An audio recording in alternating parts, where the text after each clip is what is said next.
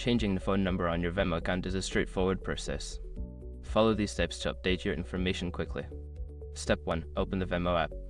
Launch the Venmo app on your mobile device. Make sure you are logged into your account. Step 2. Access settings.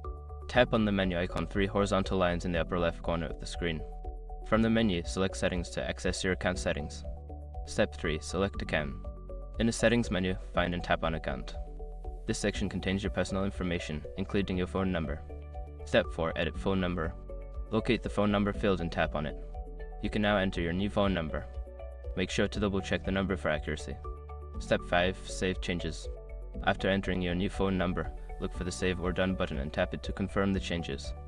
You may receive a verification code via SMS to complete the update. Once you've followed these steps, your phone number will be successfully changed on your Venmo account. If you encounter any issues, consider reaching out to Venmo support for assistance.